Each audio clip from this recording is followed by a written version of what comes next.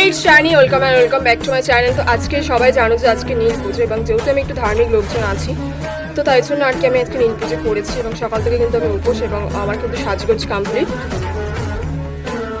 কারণ আমি যাচ্ছি আমাদের বাড়ির পাশে একটা কালী মন্দির আছে, তো সেখানে আর কি শিবের মাথায় জল টল ঢালতে, এবং আমাদের বাড়িতেও শিব আছে, মানে শিব আছে বলতে জোড়া শিব আছে, ছোটো ছোটো দুটো, তো তাদের মাথাতেও জল ঢালতে হবে। তো তাই জন্য তো ফার্স্টে আমি আকন্দ ফুল কিছু তুলে এনেছিলাম, তো সেগুলো দিয়ে আগে মালা গাঁথা হয়ে যায়, তারপরে আমরা বাড়ির শিবের মাথায় জল ঢেলে লাস্টে যাব তোমার কালী বাড়িতে জল ঢালতে।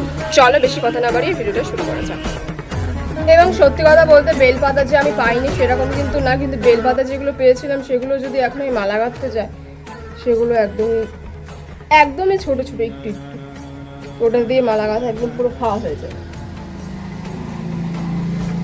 অবশেষে দেখো আমি এরকম ছোটো থেকে একটা মালা গেঁথেছি, বড় মালা ঠিক গাঁথার হচ্ছে না। তো এটা হচ্ছে আমাদের বাড়ির পাশে কালী মন্দির আর কি, এবং এখানে কিন্তু কালী ঠাকুর, শীতলা দেবী এবং হচ্ছে কিনা একটা শনিদেবের মূর্তি আছে। এবং এখানে দেখো এত লোকজন মানে ভিড় করেছিল যে আমি ভিডিও করার স্কোপই পাচ্ছিলাম না, কিছুক্ষণ দাঁড়িয়ে থাকলাম যে একটু জাস্ট ভিডিওগুলো করব, কিন্তু এখানে প্রচুর লোকের জন্য ভিড় হয়েছিল, কারণ এই শিব যেটা ছিল সেটা কিন্তু বড় ছিল।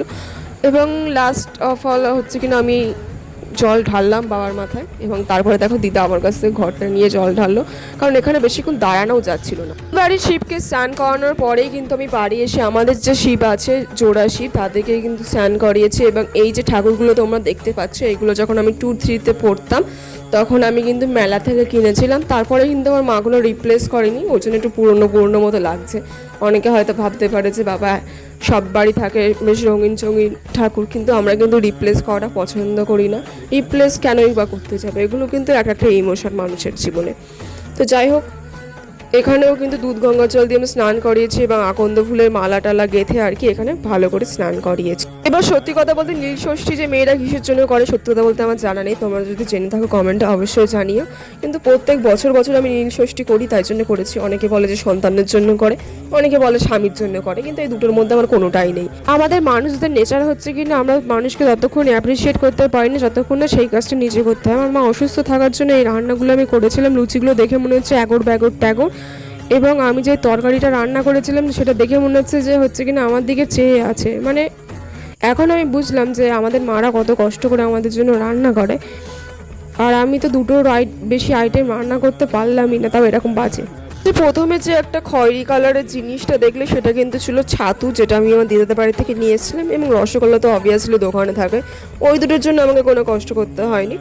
এবং লুচি আমি মোট 15টা মতো করেছিলাম, তো যদিও সেটা ভালো হয়নি, শক্ত মতো হয়ে গিয়েছিল। এবং তরকারি যদি কথা বলো, তরকারিটা জল কাটা মতো হয়ে গিয়েছিল, কিন্তু নিজের রান্নার টেস্ট আলাদাই হয়।